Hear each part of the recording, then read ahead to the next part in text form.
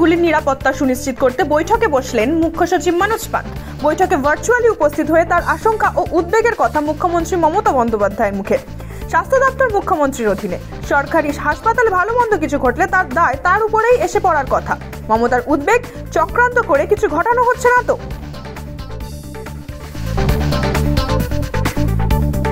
নবান্নের বৈঠকে আশঙ্কা প্রকাশের পাশাপাশি বেশ কিছু নির্দেশও দিয়ে দেন মুখ্যমন্ত্রী। চিকিৎসক, স্বাস্থ্যকর্মী এবং রোগীদের নিরাপত্তা সুনিশ্চিত করার পাশাপাশি হাসপাতালের ভিতরে এবং বাইরে নজরদারি, ডিউটি রোস্টার মেনটেন, হাসপাতালগুলিতে পর্যাপ্ত আলো, সিসিটিভির ব্যবস্থা, কর্মী নিয়োগের আগে অতীত কাজের রেকর্ড খুঁটিয়ে দেখার সব একাধিক নির্দেশ।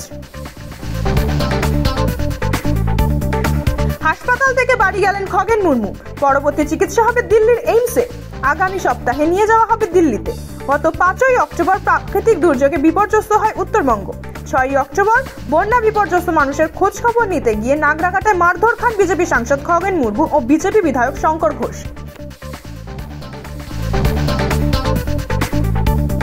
বিদ্রোহ এবং হুমায়ুন কবির এখন এক। হুঙ্কারের পর হুঙ্কার, তোপের পর তোপ দেখে চলেছেন জেলা সভাপতি অপূর্ব সরকারের বিরুদ্ধে। এবার আরও চড়ালেন সুর তৃণমূল বিধায়ক হুমায়ুন কবির। প্রয়োজনে অধীর চৌধুরীর সঙ্গে সমঝোতা করার কথাও বললেন অকপটে।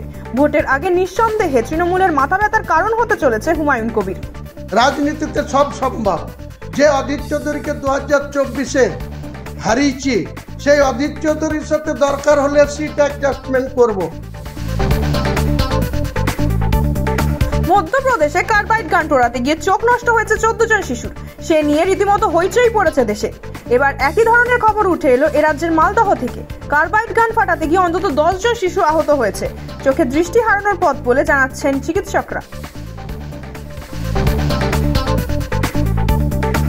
প্রাথমিক, উচ্চ প্রাথমিকের মতো কর্মরত শিক্ষকদের টেট দিতে হবে, বাড়ছে উদ্বেগ। বাংলায় টেট না দিয়ে চাকরি পেয়েছেন এমন শিক্ষক রয়েছে 90,000-এরও বেশি।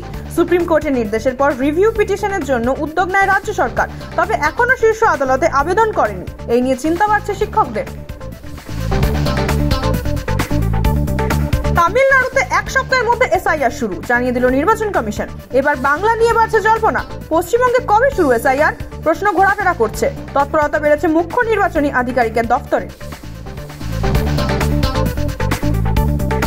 বাংলায় এসআইআর ঘোষণা এখনো করেনি জাতীয় নির্বাচন কমিশন। তার আগে জেলায় জেলায় ম্যাপিং এর ছবিতে চিন্তার ভাঁজ কমিশনের কপালে।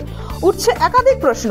বেশিরভাগ জেলায় বর্তমান ভোটার তালিকার সঙ্গে 50% মিল পাওয়া যাচ্ছে না 2002 সালের ভোটার তালিকার। 24 পরগনার 50ও পার করতে পারেনি ম্যাপিং। হাওড়ার চিত্র আরো খারাপ। জেলা জুড়ে অর্ধেক মানুষকেই কাগজপত্র দেখাতে হবে। উঠছে একাধিক প্রশ্ন। কলকাতার যাত্রীদের জন্য এলো আশার খবর। 41 বছরে মেট্রোর উপহার। মেট্রোর নতুন সম্প্রসারণ ও পুরনো লাইনের উন্নতি নিয়ে বড় ঘোষণা। নিউ গড়িয়া এয়ারপোর্ট ছুটবে মেট্রো। ব্লু লাইনেও হচ্ছে বড় পরিবর্তন। ভারতের ভয়ে থরহরিকম্প পাকিস্তান। এতটাই ভয় যে তাদের বিমান ওঠানামা বন্ধ করে দিচ্ছে। তড়িঘড়ি জারি করলো সতর্কতা।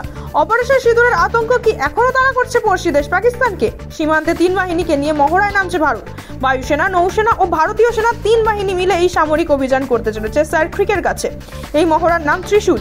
30 অক্টোবর থেকে 10 নভেম্বর পর্যন্ত এই সামরিক মহড়া চলবে। আর সেই ভয়েই কাটা পাকিস্তান। আসছে মান্থা। জগদ্ধাত্রী পুজোর আগে ঘূর্ণিঝড়ের জেরে ভারী বৃষ্টির সতর্কতা রাজ্যে। আবহাওয়াবিদরা জানিয়েছেন মঙ্গলবার সন্ধ্যায় স্থলভাগে প্রবেশ করবে ঘূর্ণিঝড় মান্থা। তখন বাতাসের গতিবেগ ঘন্টায় প্রায় 110 কিলোমিটার পর্যন্ত পৌঁছাতে পারে। 28 অক্টোবর থেকে মৎস্যজীবীদের সমুদ্র যেতে নিষেধাজ্ঞা জারি।